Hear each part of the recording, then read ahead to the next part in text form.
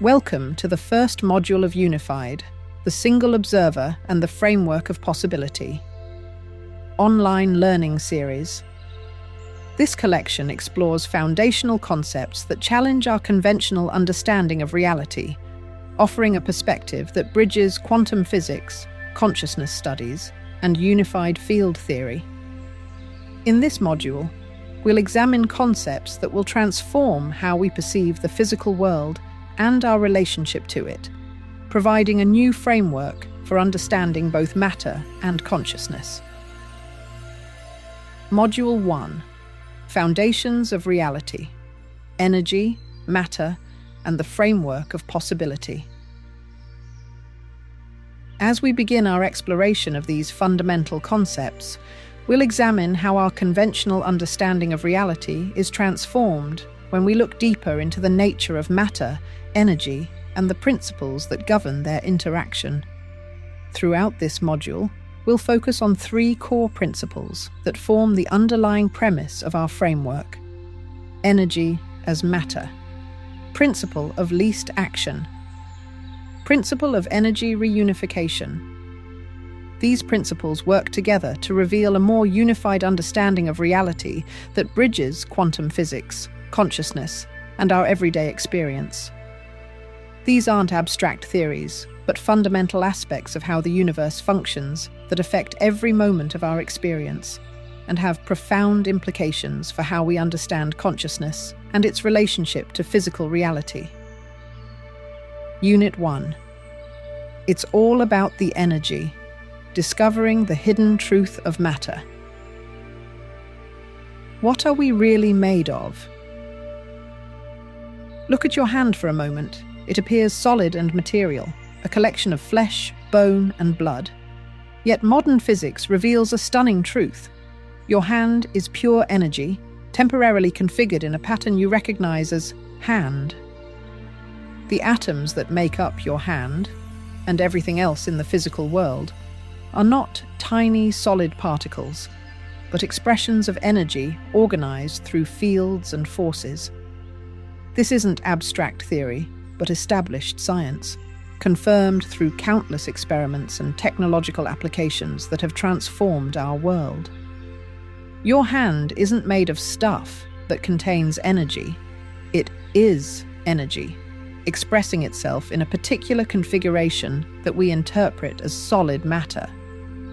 This crucial insight alters our understanding of not just your hand, but everything in the physical universe.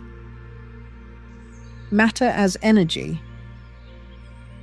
Einstein's revolutionary equation, E equals MC², fundamentally transformed our understanding of physical reality. This elegant formula isn't just another scientific equation, it's a meaningful revelation about the nature of existence itself. Everything is energy. Everything. What this equation tells us is that matter and energy aren't separate things, but different expressions of the same foundational reality. The M represents mass, what we think of as solid matter. The C² is the speed of light, squared, an enormous number. This means that even a tiny amount of matter contains an extraordinary amount of energy. This equation completely transforms our understanding of reality in three fundamental ways. First, it reveals that matter itself is actually concentrated energy. When we split an atom in a nuclear reaction, we're not creating energy from nothing. We're releasing a tiny fraction of the enormous energy that was already there, bound up in what we perceived as solid matter. That's why such reactions generate millions of times more energy than chemical processes like burning coal or gasoline, which only rearrange atoms rather than transforming matter into energy. Second, Einstein's equation shows us that all physical objects are simply patterns of energy arranged in different configurations. The mountains that appear so solid, the water flowing in rivers, the air we breathe, and even our own bodies, are all made of the same fundamental substance, energy, just organized into different patterns. The distinctions we perceive between solid, liquid, and gas, or between one material and another, represent different energy arrangements, rather than fundamentally different substances.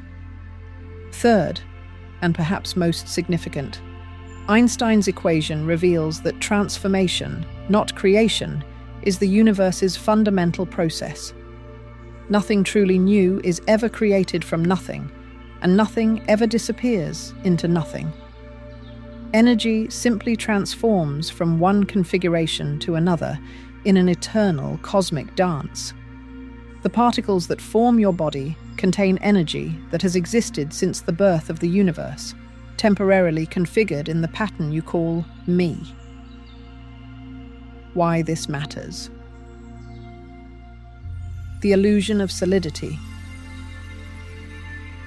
When we look at conventional atomic models, we see familiar diagrams with electron orbits around a nucleus. The standard Bohr model shown here gives us a vastly misleading impression of atomic structure. The reality is dramatically different. As you can see in this comparison, if the atom in question is a hydrogen atom, the smallest atom, and the nucleus were positioned in the center as shown, with a diameter of 1 centimeter, the single electron would actually be orbiting approximately 700 meters away. This extreme disproportion completely transforms our understanding of matter. Atoms are 99.9999% void. The emptiness is staggering. The void within an atom is 250 trillion times its solid volume. To put this in perspective, that's 1,000 times greater than the emptiness of our own solar system. To visualize atomic structure accurately, imagine a tiny marble. This small marble represents the nucleus of an atom. Now, zoom out dramatically. This marble is actually sitting at the center of an enormous sports stadium. The electrons aren't close to the nucleus, but exist as a thin fog extending all the way to the outer seats of the stadium. The vast space between the marble and this distant fog, essentially the entire stadium, is completely empty. What's critical to understand is that this electron fog, representing the electron field, creates a barrier that prevents other objects from passing through. Despite the stadium being almost entirely empty space, this thin fog acts as an impenetrable boundary. This is why matter appears solid to us. Not because atoms are solid objects touching each other, but because their electron fields interact with each other. This electromagnetic field is what creates the illusion of solidity in a world that is fundamentally composed of empty space within underlying energy patterns. Why this matters? Given that atoms are almost entirely empty space, you might wonder, why can't we see through objects? Why doesn't light simply pass through all this emptiness? This is what we might call the photonic deception. The electron fog that surrounds atomic nuclei interacts with light in a crucial way that prevents us from perceiving atomic emptiness. Photons, particles of light that we use to see, cannot penetrate through the atom's vast empty space because they interact with the electron field. The electron fog effectively blocks, absorbs, or deflects photons, preventing them from passing through what is otherwise mostly void. This creates a perfect perceptual loop. The electromagnetic force that creates the electron field in the first place is the same force carried by the photons we use to perceive those boundaries. We can't see the emptiness because our tool for seeing, light, interacts with the very thing, electron fields, that creates the appearance of solidity. In essence, we can never directly observe atomic emptiness because the means by which we observe, photons, is fundamentally incapable of revealing it to us. This photonic deception is why a world made of mostly empty space appears completely solid to our perception. The same principle applies to our sense of touch. When you feel the solidity of an object, your fingers never actually make direct contact with it. Instead, you're experiencing the electromagnetic repulsion between the electron fields of your hand and the object. This is another aspect of our perceptual limitation that reinforces the illusion of solid matter. Reality continues to stretch the capacity of our minds when we remember Einstein's equation, that even these minuscule, supposedly solid particles, which form the configurations we perceive as matter, all protons and neutrons and electrons and the even smaller quantum particles, quarks, are all just temporary excitations of the quantum energy fields which pervade all of space. Quantum fields, the fabric of reality. Quantum field theory revolutionizes our understanding of physical reality at its most fundamental level. Rather than discrete particles existing as tiny objects in empty space, modern physics reveals that fields are the primary reality. These quantum fields permeate all of space. There is nowhere they don't exist.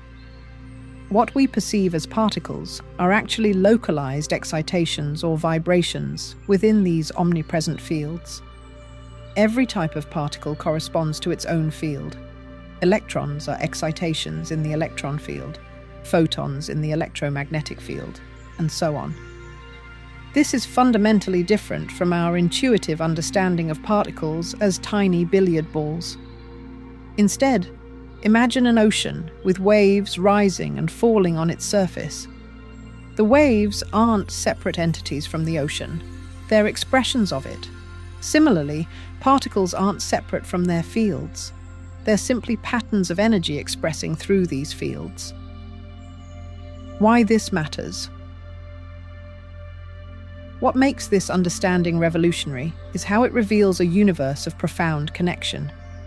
Everything, from stars to planets to our own bodies, exists as patterns within interconnected fields. The boundaries we perceive between objects are illusory divisions, not true separations in the underlying field reality. The unified field represents the fundamental substrate that underlies all other fields. Unlike individual quantum fields, such as electromagnetic or Higgs fields, the unified field isn't just another field in the collection. It's the interconnected quantum mesh through which all matter and energy interact. This field doesn't merely connect existing objects, but actively participates in how reality comes into being. It serves as the structured condition that governs how phenomena become observable, maintaining coherence across all scales while allowing for growth and change. Within this field, the forces we experience as separate, gravity, electromagnetism, nuclear forces, are actually different aspects of a single integrated system. The apparent boundaries between these forces dissolve at deeper levels, showing their fundamental connection rather than separation. The unified field explains how seemingly separate phenomena maintain coherent relationships, why physical laws work consistently across vast distances, and why reality maintains stability while still evolving. This coherence comes from the field's basic nature, rather than requiring external control. In essence, the unified field is the connective tissue of reality itself, the underlying matrix from which all physical phenomena take form. The framework of possibility. Building directly on our understanding of the unified field, I want to introduce what I call the framework of possibility. This isn't a separate concept, but rather the unified field viewed specifically in terms of how it contains all potential states before they materialize into our experience. While the unified field represents the fundamental substrate connecting all forces and fields, the framework of possibility describes how this field actually functions in generating our reality. At its core, the framework of possibility is a continuous field describing every energetically allowable configuration of the universe before any observation collapses it into a specific outcome. This definition captures the essential relationship between potential and manifestation. The framework doesn't contain fully formed objects waiting to be discovered. It contains probability distributions of all possible states, with some far more likely than others based on energy considerations. Think of it as nature's way of organizing potential into patterns before they become observable reality. Unlike the classical view where reality exists independently of observation, the framework reveals how observation itself participates in collapsing potential into specific outcomes. So what is the framework? The framework is the underlying structure from which reality emerges. Like a neural network, it processes and adapts to each interaction, continuously shaping what we experience. It contains patterns of possibility before manifestation, not fully formed objects waiting to be discovered, but probability distributions organized according to energy efficiency and coherence. It's not empty space, but structured potential. Even vacuum contains quantum fluctuations, virtual particles, and fields in constant interaction, explaining phenomena like the Casimir effect, where empty space exerts measurable force. Most importantly, it creates stability through natural balance mechanisms.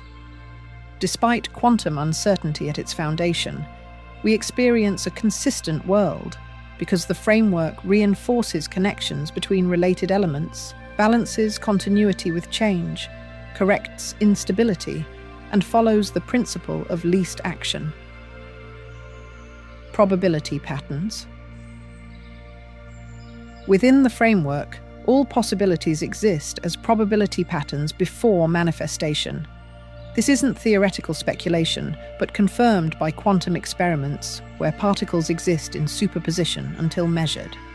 Some outcomes are vastly more likely than others based on energetic efficiency. When a cup sits on a table, there's nearly 100% probability that if undisturbed, it will remain there. If knocked off, gravity will almost certainly pull it down rather than sideways. While infinitesimally small probabilities exist for extraordinary outcomes, the framework naturally favors patterns requiring minimal energy. These patterns strengthen through repetition and coherence, like neural pathways becoming more established with use. When certain configurations repeatedly manifest, they create what might be imagined as deeper grooves in the probability landscape, making similar outcomes more likely in the future. What we experience as reality represents the most stable, coherent patterns from this vast field of possibility, those creating maximum consistency across observations while requiring minimal energy to maintain. What does it mean to me? Reality isn't preset. It crystallizes from a sea of alternatives. Understanding that sea lets us model nature and navigate choice. This insight transforms how we perceive our relationship with reality. Rather than seeing ourselves as separate observers of a fixed external world, we recognize our role as participants in an ongoing process of reality creation. Our observations and intentions influence how probability patterns collapse into specific experiences, giving us greater agency in shaping our reality. Perhaps most significantly, it reveals that the separation we experience is a temporary perspective within a more fundamental unity, a recognition that can powerfully shift how we relate to ourselves, others, and the world around us. How does the framework maintain the remarkable stability we experience despite quantum uncertainty at its core? Through several elegant mechanisms working in concert. First, it reinforces connection between related elements. The framework strengthens relationships between coherent patterns, creating what we experience as causality and natural laws. This interconnection explains why reality maintains consistency across different observers and contexts. Second, it balances change and continuity. Like a river maintaining its identity despite constantly changing water molecules, the framework sustains recognizable patterns while allowing evolution. This dynamic equilibrium allows consciousness to explore new possibilities without losing the thread of continuous experience.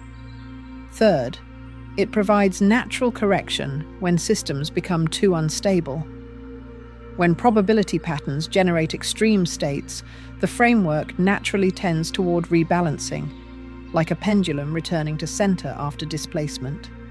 This explains why systems tend to return to equilibrium after disruption.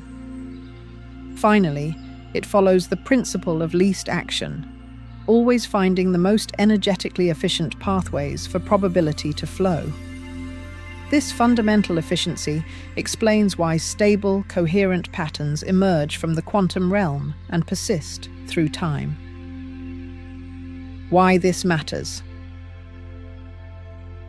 Unit 2. The principle of least action. The universe as an energetic ledger. The principle of least action represents nature's universal efficiency algorithm. Richard Feynman, the Nobel Prize-winning physicist, called it the most perfect expression of physics, as it explains everything from the path of light to the orbits of planets. This principle is not about conscious minimalism, but is inherent in how reality operates. It's the mathematical reason systems find optimal solutions naturally, governed by the Euler-Lagrange formula.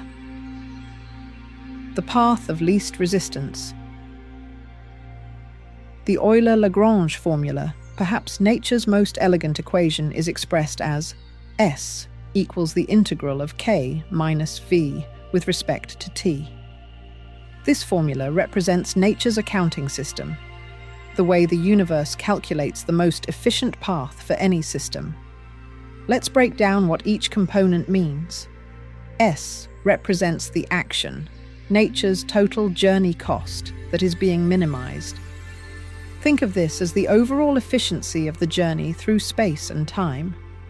The integral sign means we're adding up little snapshots across time. It's like flipping through a photo album of a journey, adding up the energy state at each moment. K represents the instantaneous kinetic energy, the energy of motion, like a child running through a field. This energy is highest when movement is fastest. V represents the instantaneous potential energy, stored energy, like when that same child stands at the top of a hill, ready to run down. This energy depends on position rather than movement. The difference kV is what we call the Lagrangian, often represented as L. This balance between motion and position is what nature constantly adjusts to find the most efficient path. Think of this formula as a cosmic ledger that keeps track of the total journey cost of anything moving through space and time. Nature, it turns out, is remarkably thrifty, always finding ways to minimize expenses. Let's explore this with a thought experiment. Imagine we kick a ball straight up in the air. If we plot its journey through time mathematically, we see a beautifully symmetrical arc, a perfect parabola. This isn't just any path. It's the precise route that requires the least total action. It's nature's most efficient solution. When we analyze our ball's journey mathematically, we can understand the principle of least action through the specific energy states at each point in time. At the moment of kickoff, when the ball is at its lowest point, but moving fastest upward, kinetic energy is high. The ball is moving rapidly, containing maximum energy of motion. Potential energy is approximately 0. The ball is at its lowest height with minimal stored energy. As the ball rises, kinetic energy decreases. The ball slows down as it works against gravity. Potential energy increases. The ball gains height, storing more gravitational energy. At the top of the arc, the ball momentarily stops. Kinetic energy approaches 0. Potential energy reaches maximum. At its highest point, the ball stores the most gravitational energy. As the ball descends, kinetic energy increases. The ball accelerates as gravity pulls it downward. Potential energy decreases. The ball loses height and converts stored energy back to motion. When the ball returns to its starting height, both energies approach their original values. The system completes its cycle. Now let's imagine alternative paths this ball could take through time. What if it moved slowly on its way up, but then rushed down much faster? Picture the ball lazily floating upward, almost hanging in the air for a moment, and then suddenly speeding up as it falls, like it's making up for lost time. While we can imagine this path, the mathematics reveal this simply can't happen in an ideal system. It's as if nature won't allow the ball to break its cosmic budget. Or what if it zigzagged, going up, then down a bit, then up again, before finally coming down? Imagine the ball bobbing up and down like a yo-yo on its journey, taking a winding path instead of a smooth arc.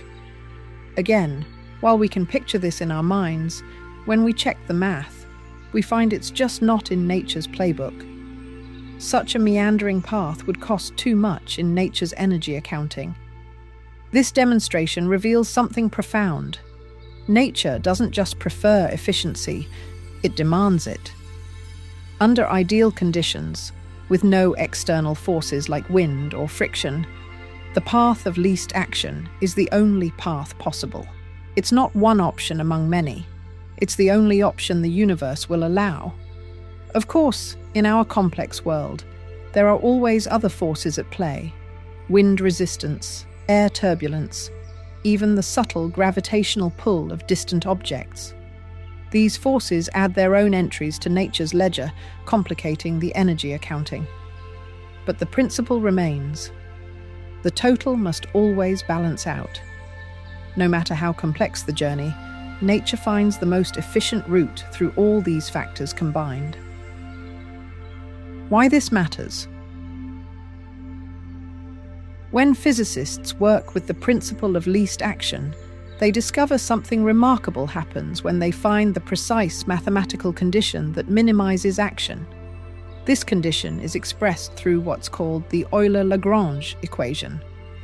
What makes this equation truly significant is that it seeks to reach zero, a perfect mathematical balance where there's no more action required, no more energy to be exchanged. When the Euler-Lagrange condition equals zero, we've reached nature's ground state, its most fundamental balanced configuration. This 0 point represents perfect equilibrium in the system. It's like a pristine mountain lake on a windless day, reflecting the shoreline in perfect mirror-like symmetry. This state of perfect balance isn't just a mathematical curiosity. It reveals something deeply heartfelt about our universe.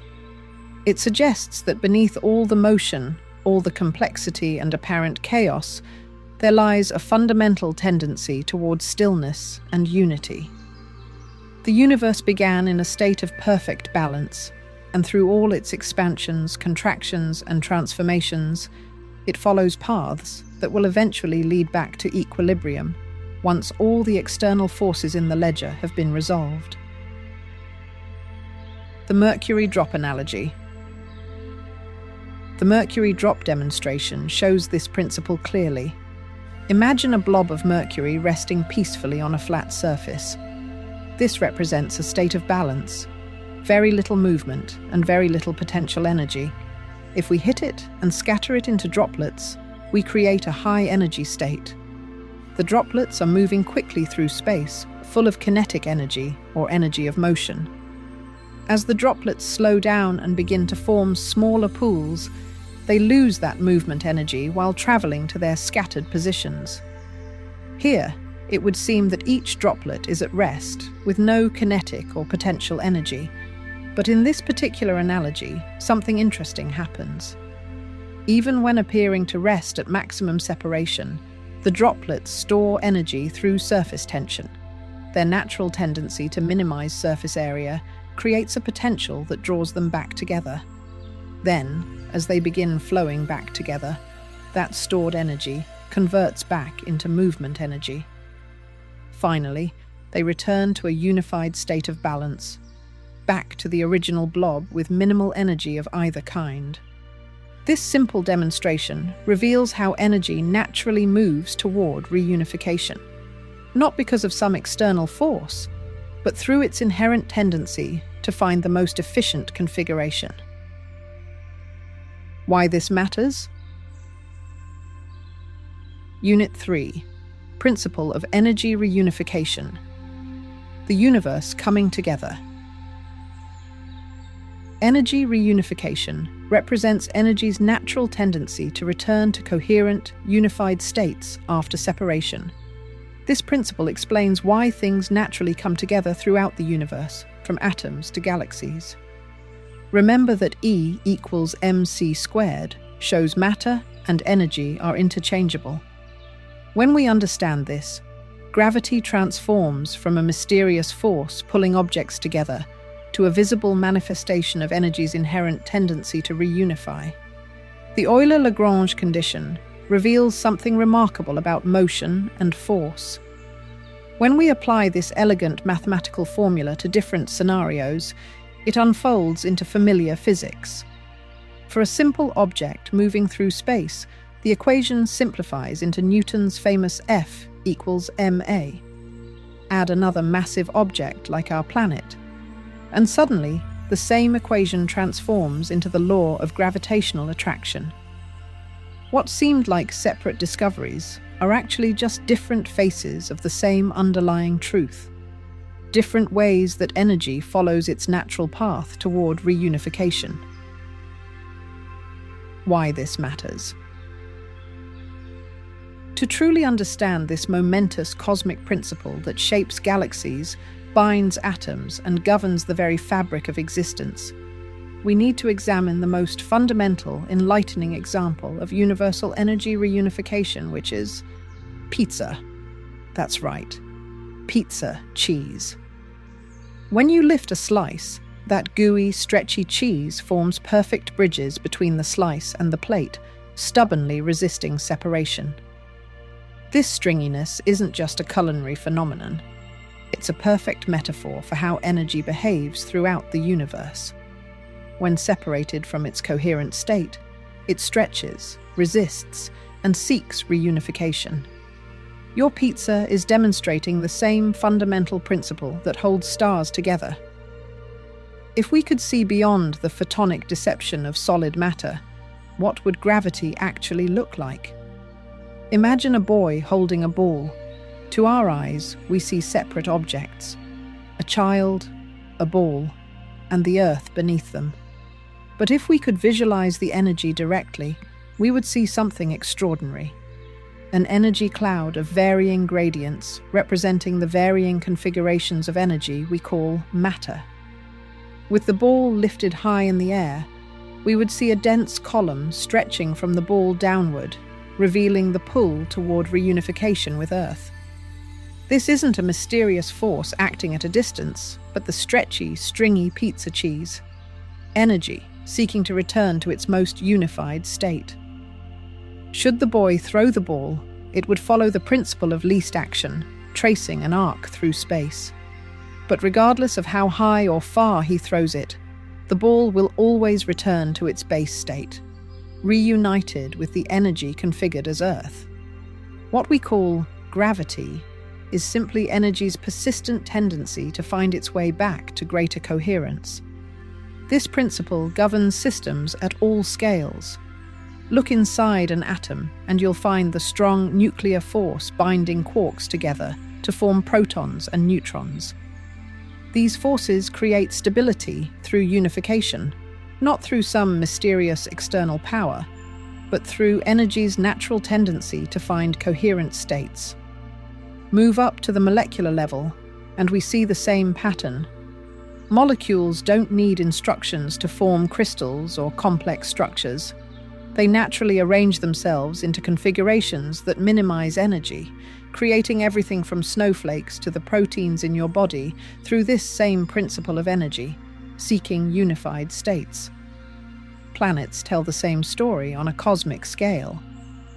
Look at how scattered dust and gas particles in space don't just float randomly forever. They gradually coalesce into spheres, the most unified shape possible. Again, not because something is pulling them together from outside, but because energy naturally flows toward more coherent, unified configurations. And at the grandest scale, we see galaxies themselves following this same principle, clustering together across the vastness of space, forming interconnected structures through the same pattern of energy seeking reunification. What's remarkable is how this one principle shows up consistently, from the smallest atomic particles to the largest structures in our universe.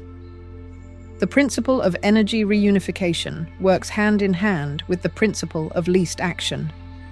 One tells us why systems follow efficient paths, while the other reveals where those paths lead, toward greater unity and coherence regardless of scale. Why this matters.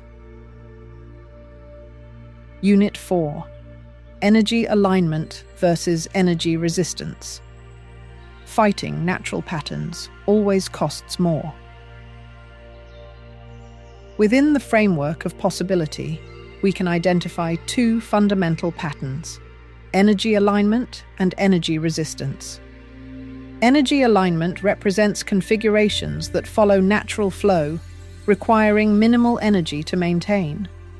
These include balanced ecosystems, efficient water systems, and collaborative networks, all showing greater stability than high-resistance alternatives.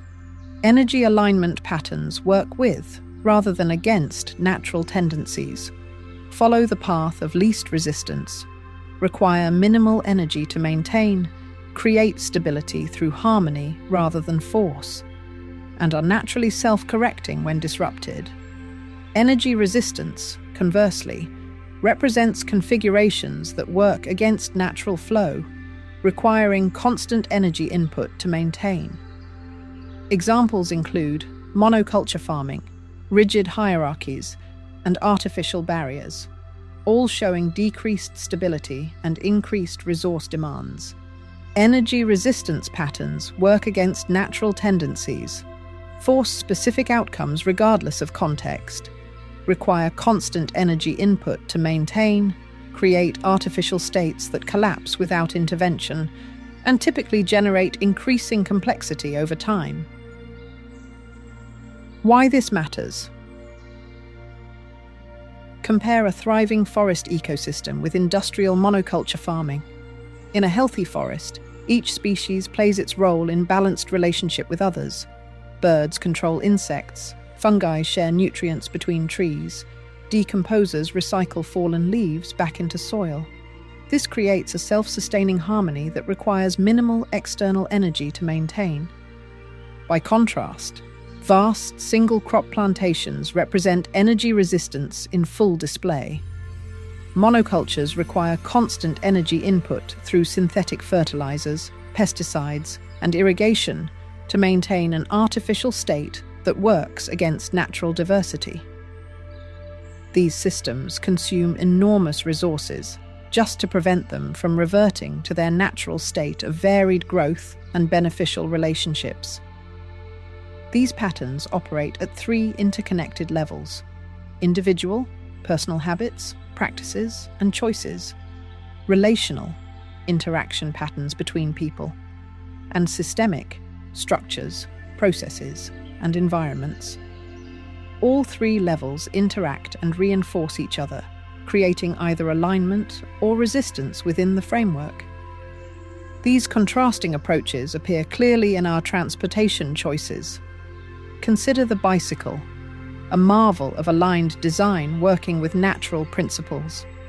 A cyclist converts their body's energy directly into forward motion through an elegantly simple mechanical system.